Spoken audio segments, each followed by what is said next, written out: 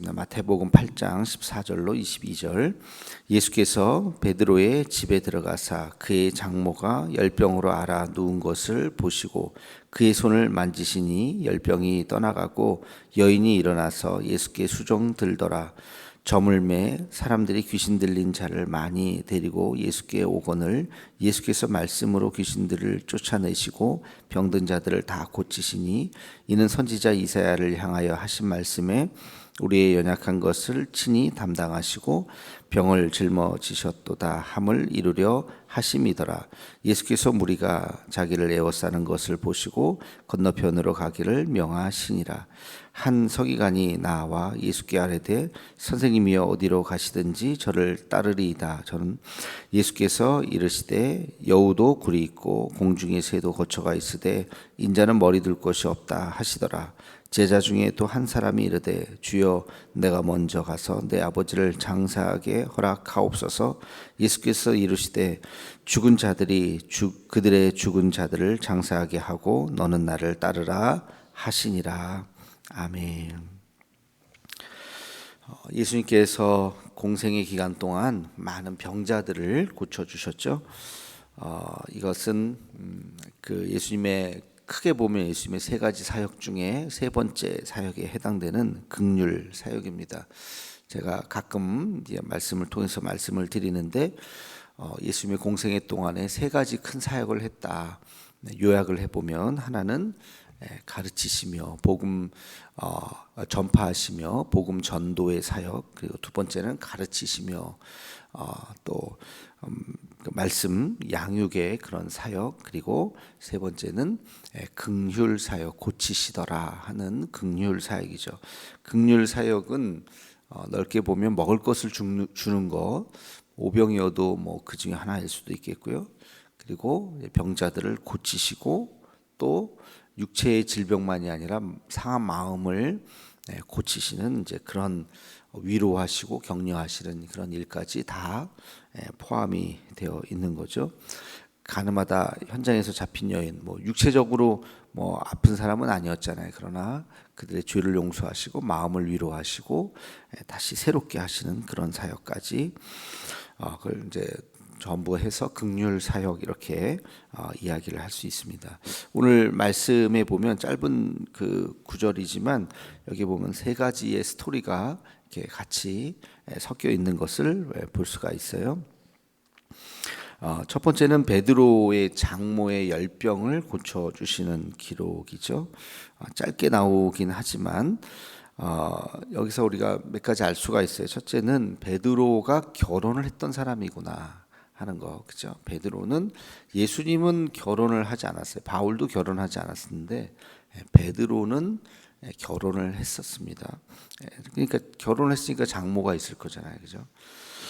두 번째는 그 베드로의 장모의 열병, 그러니까 가족이 병든 것 얼마나 더 이렇게 간절을 했겠습니까? 그 베드로가 예수님께 그런 것들을 다 상의했다. 또 부탁을 하고 그런 관계였었다. 가족에 대한 것들도 같이 이야기했었던 관계다 하는 것을 알 수 있고요. 그리고 세 번째는 예수님께서 베드로의 장모의 열병을 고쳐 주신 후에 베드로가 얼마나 더 고마운 마음으로 충성을 했겠습니까, 그죠? 그러니까 베드로가 더 그 예수님과 더 가까워질 수 있는 그런 계기가 아마 이런 사건이 아니었을까 하는 생각을 합니다. 아무튼 이것은 육체의 질병을 고쳐주시는 그런 사역이고요. 그 다음에 이제 이어서 이제 그런 사역이 16절에 보면 귀신 들린 자들을 이제 데리고 나오는 기사가 나옵니다.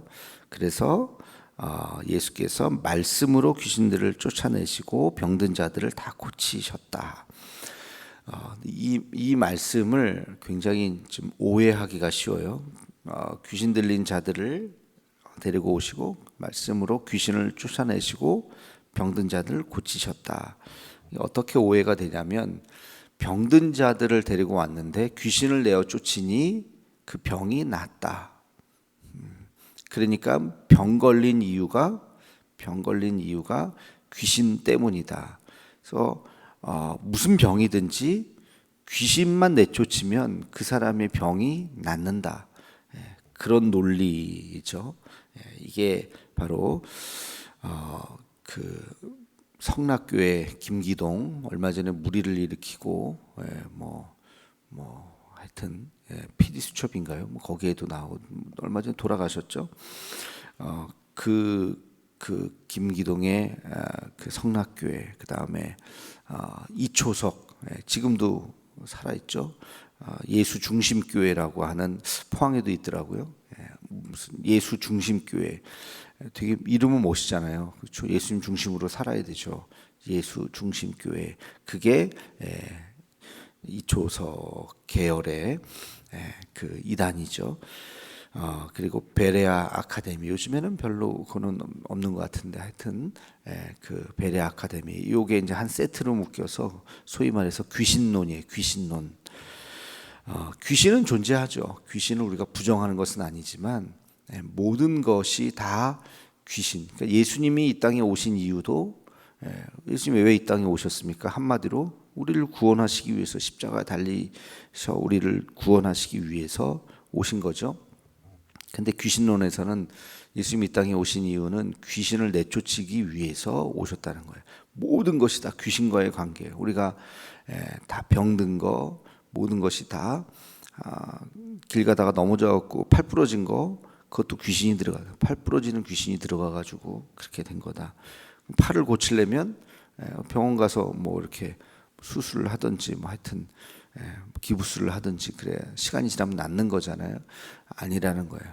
귀신, 팔 부러진 귀신을 내쫓으면 팔이 낫는다는 거죠. 그래서 모든 걸 다 귀신하고 연결시켜 가지고 이렇게 해석을 하려고 하는, 그게 이제 그 귀신론 이단인데요. 그 구절이 이제 지금 이 구절입니다. 16절 다시 한번 보면, 저물매 사람들이 귀신 들린 자들을 많이 데리고 예수께 오거늘 예수께서 말씀으로 귀신들을 쫓아내시고 병든 자들을 다 고치시니. 근데 여기 보면 말씀으로 귀신들을 쫓아내시고, 요 사역, 귀신을 죽기라 그래. 죽기 사역이 있고, 그 다음에 병든 자들을 다 고치셨다. 귀신 내쫓은 거하고 병든 자들을 고친 거하고의 연관성이 있는 게 아니에요. 귀신 들린 자도 있고 병든 자들을 고치신 것도 있고, 이게 따로따로 그런 사역을 하신 거지, 여기 한 문장에 그냥 같이 해버리니까 이걸 오해해서 말씀으로 귀신들을 쫓아내셨더니 병든 자들이 다 고쳐지더라, 이런 식으로 이 귀신을 내쫓으니까 병든 자들이 고쳐졌다라고 오해를 하게 되었다는 것입니다. 그래서 이 예수님의 사역 중에 귀신을 내쫓은 사역도 있습니다. 죽기 사역도 물론 있습니다. 그건 지금도 있고 오늘날에도 있어요. 오늘날에도 사람들이 정신적으로 병든 것이 그게 말 그대로 어떤 그 정신적인 문제냐, 귀신이 들려서의 문제냐, 이거를 딱 무자르듯이 해석하기는 쉽지는 않습니다. 물론 그것이 의학의 영역에서는, 과학의 영역에서는 이 사람의 과거의 어떤 정신적인 문제, 그래서 이것을 약물이라든지 또는 상담이라든지 이런 것으로 치료를 할 수 있다고 보죠. 굉장히 이거는 과학의 영역이고 의학의 영역이고 이제 인문학적인 영역이에요. 그러나 종교적인 영역에서는 정말 귀신 들림의 현상을 부정할 수가 없기 때문에, 왜? 귀신이 존재하잖아요. 그러니까 실제로 그 귀신이 사람에게 들어가서 정말 귀신을 내어 쫓으면 이 정신병 같이 이상하던 사람이 정상으로 돌아오는 경우가 있죠. 그러니까 이런 죽기라고 하는 것을 종교의 영역에선 이렇게 그걸 부정하기가 어렵습니다. 그러면 이게 어떤 건 진짜 귀신이 들린 거고 어떤 건 그냥 일반적인 정신적인 문제냐, 이거를 무자르듯이 딱 잘라가지고 보기는 사실은 굉장히 그것은 어렵다. 그래서 우리가 이 두 가지를 다 염두에 보면서 이렇게 접근해 들어가야 되는 거죠. 그래서 마음의 병이 생겨서 정신적인 혼란이 오는 것이 사실은 굉장히 많죠. 우리가 살면서 여러 가지 충격을 받거나 그러면 일시적이든지 또는 몇 년이라든지 이렇게 뭐 환상을 보기도 하고 정신이 없기도 하고 헛것을 보기도 하고 다 정신적인 영역에서 그런 게 일어날 수가 있습니다. 그것은 상담을 하고 치료를 하고 때로는 약물 치료도 효과가 있기 때문에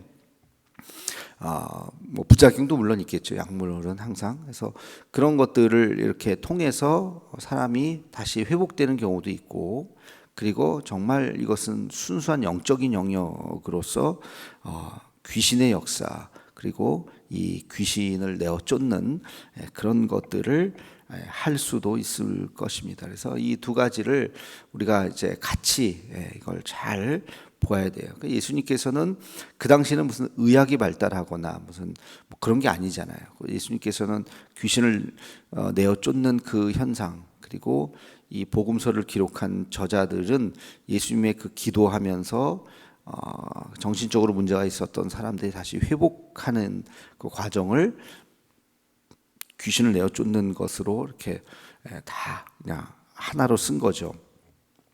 근데 지금의 관점에서 성경을 다시 이렇게 읽어보면 예수님께서 죽기 사역도 하셨지만 상담도 하셨어요. 마음의 병도 고쳐주시고 위로하시고 뭐 그런 예들도 많이 있습니다. 그래서 그런 사역도 하셨고 또 동시에 육체의 질병도 낫게 하셨다는 거죠.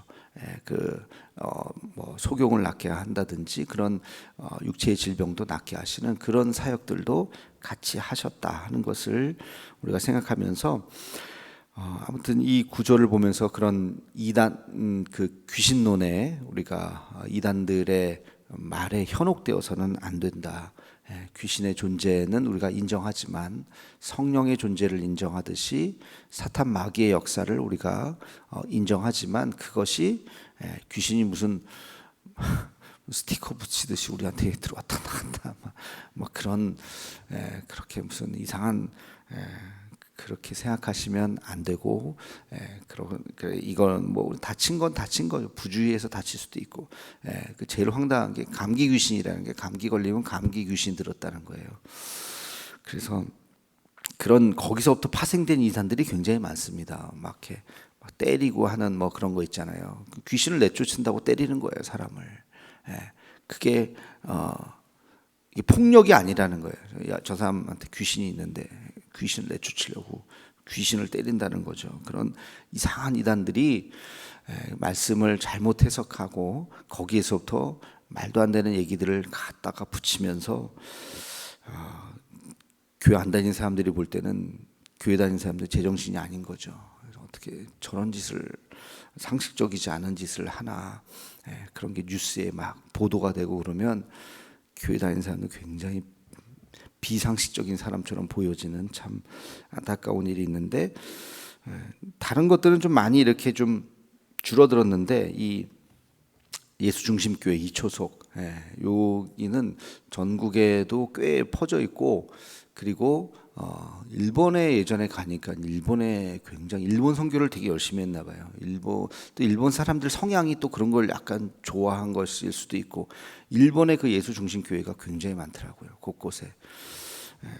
그래서 이런 것들을 예수 중심 교회 딱 보면 저건 귀신론이구나.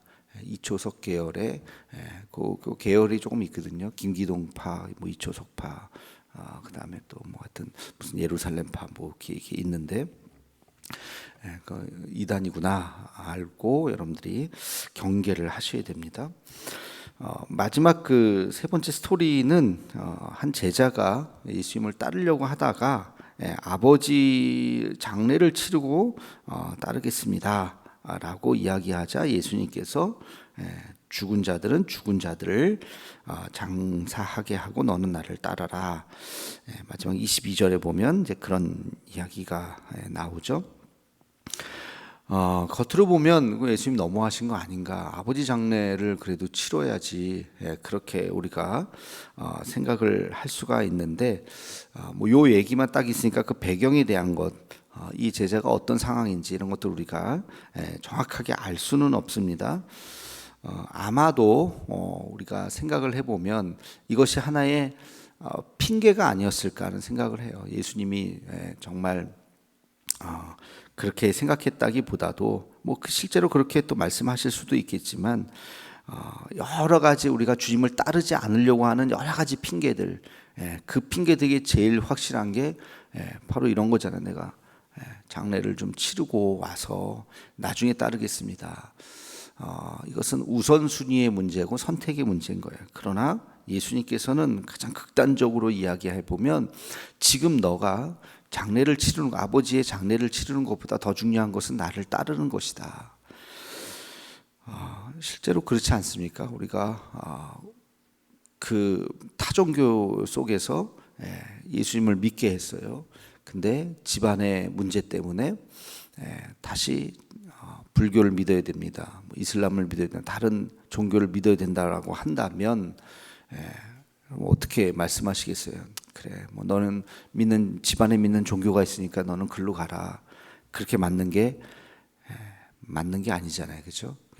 그걸 그것을 끊고 정말 다시 예수님 앞에 돌아오는 게 그게 정상인 거죠. 그래서 지금 이 말씀에 대한 정확한 배경은 알 수 없지만 예수님께서 하신 말씀은 바로 선택의 문제인 거예요. 신앙은 결국에는 선택인 거예요. 내가 예수님을 따르겠습니다 하는 결단과 선택. 그리고 언제? 내가 예수님을 목숨 걸고 따르겠습니다. 내일부터요. 그게 안 되는 거예요. 내일부터요가 아니라 지금 이 순간 따르라는 거죠. 그래서 이 제자에 대한 결단을 촉구하는 그런 장면. 아마 뭐 이 그냥 한 제자라고 나오죠. 그냥 제자 이름이 없어요. 그러니까 아마 누군지는 뭐 모르겠지만 뭐 12제자 안에 있는지 없는지 그 당시 예수님을 쭉 무리들 따랐던 무리들도 성경에 보면 제자들이 이렇게 표현될 때도 있습니다. 12제자만이 아니라. 그래서 누군지는 알 수 없지만 그런 문제, 예수님께서 그 사람에 대한 성향을 보고 너는 지금 가면 영원히 돌아오지 않을 사람이야. 그럴 수 있겠죠. 거기 붙잡히든지 뭐 하다 보면. 그래서 지금 결단해야 된다라고 하는 것을 말씀해 주고 있습니다. 신앙은 결단이다. 오늘 이 시간 지금 하나님 앞에 해야 되는 결단이라고 하는 것을 다시 한번 우리가 깨닫고 우리가 하나님 앞에 오늘도 결단하며 살아가는 우리 모습이 되기를 주의 이름으로 축원합니다. 기도하겠습니다. 사랑의 하나님, 마태복음에 나오는 예수님의 공생애의 장면들을 우리가 계속해서 살펴보고 있습니다.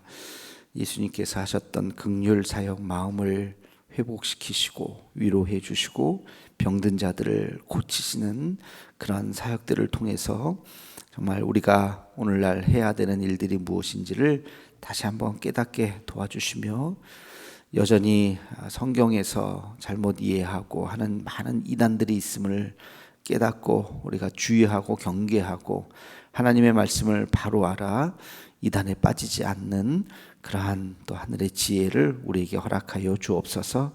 신앙은 결단입니다. 오늘 이 시간 결단한 대로 살게 하시고 하나님 미루지 않게 하시고 오늘 우리가 주님 앞에 나아갈 수 있는 우리 모두가 되게 하여 주시옵소서. 예수님의 이름으로 기도하옵나이다. 아멘.